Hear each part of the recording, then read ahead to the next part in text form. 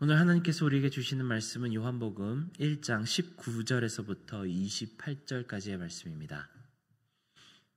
요한복음 1장 19절에서 28절까지의 말씀을 저와 여러분이 한 절씩 교독하시고 마지막 28절을 함께 읽겠습니다. 유대인들이 예루살렘에서 제사장들과 레위인들을 요한에게 보내어 내가 누구냐 물을 때에 요한의 증언이 이러하니라. 요한이 드러내어 말하고 숨기지 아니하니 드러내어 하는 말이 나는 그리스도가 아니라 한데, 또 묻되 그러면 누구냐 내가 엘리야냐 이르되 나는 아니라. 또 묻되 내가 그 선지자냐 대답하되 아니라. 또 말하되 누구냐 우리를 보낸 이들에게 대답하게 하라. 너는 내게 대하여 무엇이라 하느냐. 이르되 나는 선지자 이사야의 말과 같이 주의 길을 곧게 하라고 광야에서 외치는 자의 소리로라 하니라. 그들은 바리새인들이 보낸 자라. 또 물어 이르되 내가 만일 그리스도도 아니요 엘리야도 아니요 그 선지자도 아닐진데 어찌하여 세례를 베푸느냐. 요한이 대답하되 나는 물로 세례를 베풀었거니와 너희 가운데 너희가 알지 못하는 한 사람이 있었으니 곧 내 뒤에 오시는 그이라. 나는 그의 신발끈을 풀기도 감당하지 못하겠노라 하더라. 이 일은 요한이 세례 베풀던 곳 요단강 건너편 베다니에서 일어난 일이니라. 아멘. 제가 신학교에서 공부할 때 요한복음 주해라는 과목을 들은 적이 있습니다.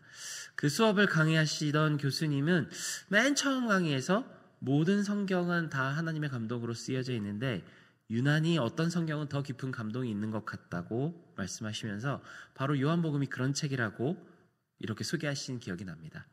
물론 이 말씀은 교수님의 개인적인 의견이신데요. 저도 요한복음을 읽을 때 유난히 더 커다란 감동이 느껴지는 것 같습니다. 성경의 4권 이렇게 수록된 복음서는 전체 성경을 놓고 보았을 때 단연 클라이막스에 해당하는 부분이라 보아도 좋을 것입니다. 구약 내내 올라오기만 했던 이 모든 갈등과 절망이 예수 그리스도라는 이 주인공의 업적으로 인해 전부 해소되는 모습이 보여지기 때문입니다. 특히 요한복음은 이 앞서 등장했던 마태, 마가, 누가복음과는 완전히 다른 관점으로 빛 되신 주, 생명 되신 그리고 하나님의 말씀이 되신 메시아에 대해서 전하는 책입니다. 동시에 가장 인격적이시고 사랑이 많으신 왕 되신 예수 그리스도의 성품을 아름답게 소개하는 책이 바로 요한복음입니다. 그중 오늘 본문에는 세례 요한의 역할이 잠시 소개됩니다. 그는 많은 의문 속에서 등장하며 아직 어둠 속에 갇힌 사람들의 영을 깨우는 일을 수행합니다. 이는 바로 여호와의 길을 예비하는 일이라고 성경에는 소개합니다. 오늘 말씀에는 사람들의 다양한 질문들과 세례 요한의 응답이 등장합니다. 아마 처음 읽는 사람들에게는 이 질문과 응답이 다소 수수께끼와 같이 느껴질 텐데요. 우리는 이 문답의 의미에 들어가며 가장 먼저 23절에 나온 요한의 대답, 자신은 광야에 외치는 소리라는 이 구절에 대해서 먼저 알아보도록 하겠습니다. 이 말씀은 다른 복음서에도 소개된 구절로 이사야서 40장 3절의 예언을 가리킵니다. 이사야서 40장에는 이렇게 기록되어 있습니다. 외치는 자의 소리여 이르되 너희는 광야에서 여호와의 길을 예비하라. 사막에서 우리 하나님의 대로를 평탄하게 하라라고 합니다. 그러니 세례 요한이 나는 이사야 선지자의 말대로 광야에 외치는 자의 소리라고 말하는 데에는 이런 배경이 있습니다. 그의 역할은 여호와의 길을 예비하고 하나님의 대로를 평탄케 하는 역할을 가지고 있었습니다. 그런데 곰곰이 생각해보면 조금 이해가 가지 않을 부분이 있습니다. 사람이 하나님의 길을 예비하고 그분이 걸으실 길을 평탄케 해야 할 필요가 있을까요? 하나님은 능치 못하시는 일이 없으시고 없는 곳에 친히 길을 만들어내시는 분이신데 과연 그분의 길을 예비하고 준비하는 일이 왜 필요한 것일까요? 옛날 조선시대나 아니면 유럽 왕들이 나오는 영화나 드라마를 이렇게 보다 보면 왕이 등장하는 씬이 종종 등장합니다. 그럼 왕이 어디 행차를 할 때마다 꼭 앞장서서 말을 하는 사람이 있습니다. 우리 한국의 사극을 보면은 내관이 주상전환합시오라고 큰 소리로 외치며 사람들에게 미리 알리는 역할을 합니다. 그럼 길가에 지나가는 사람들은 다 구석으로 물러나서 왕 앞에 머리를 조아리곤 합니다. 또한 건물 안에 있는 사람들은 항상 가장 높은 자리에 있다가도 바로 내려와서 낮은 자리에 무릎을 꿇거나 머리를 숙인 채로 왕을 맞이하게 됩니다. 놀랍게도 이는 우리 선조들에게만 있었던 풍습이 아니라 세상 어디든 왕이나 황제가 있는 곳이라면 항상 등장했던 풍습이라고 합니다.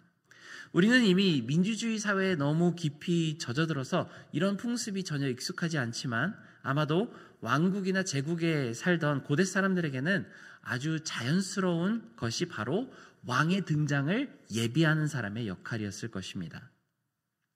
고대 왕들도 사실 굳이 앞에 내관이 서서 소리를 지르고 다닐 필요는 없었을 것입니다. 그런 사람들이 없다고 가고 싶은 곳에 가지 못할 일은 없었겠죠. 하지만 항상 누군가 앞서서 왕이 오고 계신다는 소식을 사람들에게 전한 데에는 아주 중요한 이유가 있었습니다. 그 자리에 있는 모든 사람들에게 바로 왕을 맞이할, 준비할 기회를 주었다는 것입니다. 사람들이 옷매무새를 가다듬고 겸손한 자세로 왕의 앞에 무릎을 꿇을 시간적인 여유를 주는 역할을 그들이 했습니다. 그렇지 않았더라면 갑작스럽게 등장한 왕 앞에 사람들은 놀라서 허둥지둥거리다가 무례를 범할 수도 있었을 것입니다. 그러니 왕의 길을 예비하며 그분이 오신다고 사람들에게 전하는 역할은 왕의 권위에도 정말 중요한 역할을 하였고 또 왕을 맞이하는 신하들과 백성들에게도 예의를 갖출 충분한 기회를 주는 그런 굉장히 중요한 역할을 했습니다. 이런 역할이 바로 세례 요한의 역할이라고 한다면 왕 대신 주 예수 그리스도의 길을 준비하기 위해 요한이 전한 메시지가 굉장히 우리 마음속에 와닿을 수밖에 없습니다. 요한은 사람들에게 회개하라, 천국이 가까워 있느니라 라고 말씀하였습니다. 마태복음에서 광야에 외치는 자의 소리로 나타난 그 소리가 바로 이 회개를 촉구하는 세례 요한의 말씀이었다고 합니다.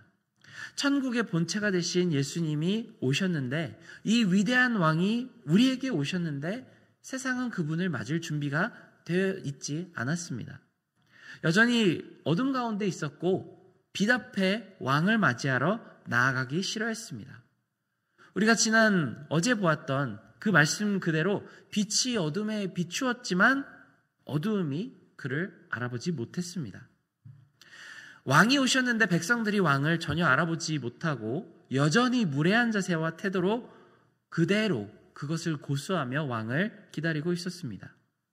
그러니 백성들이 왕을 맞이하며 그를 알아보도록 소리치며 알리는 그 뇌관 역할을 세례 요한이 감당하게 된 것입니다.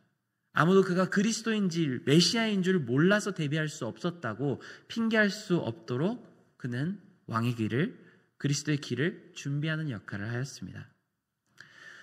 이 세례 요한이 사역을 전개하던 시기도 참 특별합니다. 예수님이 태어나시기 직전에 이 메시지를 선포하지 않으셨고 예수님이 공생애를 시작하기 직전에 이 메시지를 전합니다. 그가 왕으로서 많은 죄인들에게 관용과 용서를 베푸시고 아픈 자들을 고쳐주시며 자유를 선포하시기 직전에 광야에서 외치는 자의 소리로 세례 요한이 등장합니다. 그러니 이 말을 들은 사람들은 온 우주의 왕을 맞이할 합당한 준비를 하고 이 왕을 기다려야 함이 마땅합니다. 사랑하는 여러분, 우리는 이 요한복음을 나누기 직전에 요한계시록을 읽으며 아주 중요한 여러 가지 사실들을 배웠습니다. 그리고 그중 정말 중요한 한 가지 사실이 바로 우리 주 예수 그리스도께서 반드시 다시 오신다는 사실이었습니다. 주님께서 처음 오실 때에는 사람들이 제대로 알아보지 못하고 온갖 의심과 견제를 반복하다가 결국 그분을 십자가에 매달아 죽게 하였습니다. 물론 이 모든 과정들이 다 하나님의 계획 안에 들어있었지만 나중에 사도행전에서 베드로의 설교에 등장하는 것처럼 우리 모두는 전능하신 하나님의 독생자를 십자가에 못 박은 죄인이 되었습니다. 만약에 사람들이 세례 요한의 말을 있는 그대로 받아들이고 회개한 그 마음 가운데 왕께 경배하며 예수를 맞이했다면 어떤 변화가 있었을까요? 예수님을 궁전에 모시고 왕관을 씌워드리진 못해도 정말 그분이 임마누엘 되신 하나님이시라는 사실을 온전히 받아들이고 영접했다면 정말로 커다란 복이 그들에게 임했을 것입니다. 만약에 그랬다면 예수님을 영접한 사람들은 곧바로 제대로 된 천국을 마주 보았을 수도 있습니다. 몇몇 사도들이 그랬던 것처럼 영광 중에 계신 예수님을 직접 보았을 수도 있을 것이고, 이 세상 가운데 모든 문제를 해결하신 전능하신 여호와를 더욱더 깊이 체험하며 그를 전심으로 섬겼을 것입니다. 성경은 이 영광의 왕이 반드시 다시 오신다고 그렇게 우리에게 조언합니다. 예수님의 초림 때에 대해서도 정말 많은 예언이 있었고, 그 예언이 전부 그대로 성취되며 교회가 세워진 것처럼 재림에 대해서도 마찬가지입니다. 수없이 많은 예언이 주님의 재림을 가리키고 있으며, 특별히 우리 세대 가운데 더욱 가까이 다가온 많은 표징들이 우리 가운데 있습니다. 우리는 세례 요한 때의 사람들보다 훨씬 더 많은 계시를 성경을 통해 받았으며 성령 하나님이 우리와 함께 하고 계십니다. 그러니 그때보다 지금 우리는 더욱 왕을 맞이해야 할 준비가 잘 되어 있어야만 할 것입니다. 올해 한 해 하나님께서 주신 이 귀한 시간을 살며 우리가 무엇보다 말씀과 기도, 그리고 살아있는 예배 가운데 다시 오실 우리 왕 예수 그리스도를 맞이할 준비를 해나가는 우리 뉴욕 장로교회가 되길 진심으로 축원합니다. 이후에 바로 세례에 대한 질문이 등장합니다. 요한복음의 본문에서는 나는 물로 세례를 베푼다고 세례 요한이 그렇게 말합니다. 세례라는 예법은 구약에서는 등장하지 않았는데 갑자기 복음서에서 사람들에게 아주 자연스럽게 등장하는 그런 전통으로 등장합니다. 우리는 이 세례 전통이 신구약의 중간에 해당하는 시기에 시작되었다고 유추할 수 있습니다. 이 세례 전통은 예수님이 오시기 몇 세기 전인 제2성전기 때부터 있던 전통인데, 쿰란 사해사본이라는 그 고대 문서에 따르면 이 세례란 율법에 순종하겠다는 증거로 물을 뿌려서 육신을 정결케 하고 회개의 물로 거룩하게 되어야 한다라고 정의합니다. 영적인 물리적인 정결 예식이 이미 유대교 안에 널리 활용되고 있었습니다. 그리고 이 세례 요한은 바로 이 세대 사람들이 진정한 왕을 맞이하기 위해 가장 먼저 준비해야 되는 것이 바로 이 회개의 물로 거룩하게 되는 것이라는 사실을 전했습니다. 물론 이는 예수님이 나중에 주실 성령 세례와는 근본적으로 다른 세례입니다. 하지만 요한이 베푼 세례는 지금까지도 모든 사람들이 예수님을 만나기 위해 거쳐야만 하는 아주 필수적인 과정임에 틀림없습니다.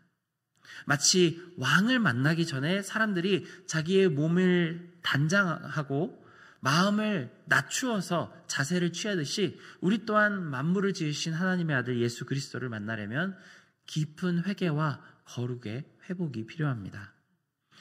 2025년이 시작된 지금 우리 모두가 다시 한번 이 영적인 세례 가운데로 나가게 되기를 바랍니다. 옛날 영화나 드라마에 보면 새해를 맞이할 때 깨끗이 몸을 씻음으로써 이렇게 목욕 재개를 한다고 하는데, 우리에게도 이런 영적인 목욕 재개를 거치며 정결함과 거룩함을 회복하는 그런 시간이 있게 되기를 간절히 구합시다. 날마다 예수님을 왕으로 모시며 그렇게 사는 사람답게 정결함을 구하고 내일 당장이라도 예수님이 오신다면 우리가 맞이할 준비가 되어 있는 그런 교회, 그런 성도들이 되기를 진심으로 축원합니다. 함께 기도하겠습니다. 사랑하는 하나님 아버지, 우리가 우리 마음속에 그리고 우리의 삶 가운데 예수 그리스도라는 빛이 비추일 때에 정말 우리 마음속에 세례를 받음으로 그 씻음을 통해 다시 한번 정결케 되고 왕 되신 예수 그리스도를 맞이할 준비가 되어 있는 그런 성도들로 세워주시옵소서. 이 2025년에 귀한 하나님께서 주신 시간 동안 정말 부지런히 하나님을 더 알아나가고 하나님의 뜻을 실행해 나가는 그런 귀한 하나님의 백성들 될 수 있게 도와주시기를 원하며 예수 그리스도의 이름으로 기도드렸습니다. 아멘.